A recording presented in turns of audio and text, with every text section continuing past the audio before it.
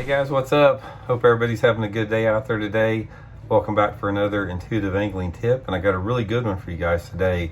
I'm going to show you guys how to modify your lures with a Brillo pad or a kitchen scrubbing pad or whatever you call it. That's going to add up to a lot more fish for you guys. It's going to give your baits a different look you've never seen before.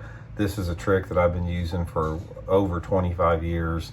And it's one of my mainstays in my fishing. And I'm going to explain to you everything about it here. Real quick, just want to remind you guys, if you hadn't had a chance to go by, check out Baitworks online. If you guys want to help support my channel here, help what I'm doing here, one of the best ways you can do is if you guys need any fishing tackle at all, some of the old school jigs, go to the Baitworks. I'll include the link in the description. Super great online tackle store. Guys are the best in the business. They got Boatworks there if you guys are interested in the Skeeter, Camus, Bass Cat. These guys are hardcore fishermen. They got the latest and greatest of everything there. So I'll include that link in the description. Much appreciated if you guys could support them.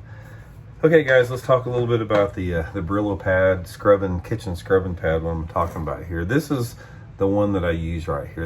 You can buy these at Walmart. This is just like it's an abrasive Brillo pad for scrubbing pots and pans with. You can see how to use this one is here. Initially when I started this, I used sandpaper, and then I went to Brillo pads, like the Brillo pad. But I find that these flat ones like this, in this grit right here, seems to be the best for what I'm going to do for it. So anyway, what you're doing with this thing, I use this on all my hard baits to give the baits a different look. Because by roughing them up with this Brillo pad, the same way that I do when I'm talking about roughing up my soft plastics, it creates a look on the bait that the fish don't see. You can't get them from the factory. It just makes them bite the bait better. It just makes it look more realistic in the water, and it gives it a look that a lot of people aren't using. So anyway, I'm going to show you guys the before and after here. Let me get a couple of them out here. I'm going to show you guys on the Megabass Vision 110 here. So I got two of them lined up side by side here. Look, actually that one's already got a little bit of chartreuse dye on it. Get a fresh one here. Should have got a little bit more prepared here for you guys. But anyway, this is a trick that I've modified over the years, and I've got it down to pretty much a fine art with the way they do it. So I'm going to show you guys the before and after. Here's two Megabass Pro Blue Vision 110s here. This is Pro Blue 2, Pro Blue, but it's got the same sides on it, translucent sides. So what I do with this thing is I take the Brillo pad, and I'm gonna real gently, I'm gonna go over the entire sides right here. Now they're sort of hard once you first put it on there. The finish on these Vision 110s are pretty tough. So you sort of have to put a little bit of pressure on them when you're doing it there. But I'll go down both sides. And also it's probably better if you guys take the hooks off the baits, because I have hooked myself doing this several times before. And these Megabass out barb hooks on here they're very difficult to get off with the line trick that I use to get the hooks out with. It's pretty simple here, guys. And here's the difference here. That's the finish that it has here, and I'm going to hold up the other one next to it. Now this is the same bait. Look at the different finish here that you have on it. It's just, it dulls the finish down quite a bit, makes it a lot more subdued that you have there. And now I'm going to show you guys the back here. See the backs on this thing?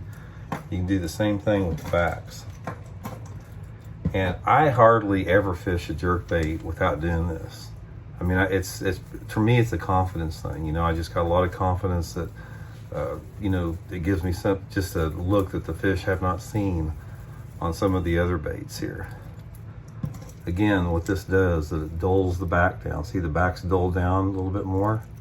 So there's the before and after with it there. Little things like this can make a big difference. I've talked about modifying before, but you can do this with crankbaits, topwater baits, all your jerk baits, that type of stuff. Any hard bait, a glide bait, whatever. Just take the Brillo pad, guys, knock the shine off of it, scrape it up a little bit. Sometimes I'll even take a knife, and I've been known to just serrate some edges on my jerk baits and my crankbaits, just to make them look like they're beat up and roughed up a little bit. It just gets more bites. I mean, I'm not talking about, it's not like you're going to go out and you're going to go from catching 10 bass a day to catching 100 bass a day. But if you're getting 10 bites a day on a jerkbait or crankbait, especially if the water's a little bit cleaner, by doing this, you may get an additional five bites during the course of a daytime. So it's worth it. It's no more than the couple minutes it takes to do it. It's really worth it to do that. Another thing about this, guys, is I use a lot of dye on my jerkbaits, hard baits. And once you rough it up on the side like this, the dye takes a lot better than it would on a slick finish. So anyway, guys, just go down to the store, get you some Brillo pads like this, kitchen pads, get scratching up your baits, rough up those soft plastics, and it's going to add up to some more fish for you guys. So appreciate you guys tuning in for the tip. Please hit that subscribe button if you haven't. Over half you dudes watching these videos are not subscribed to this channel, man. So it's only a fair give and take of the universal law of giving and receiving to hit that subscribe button. So much appreciated. We'll see y'all.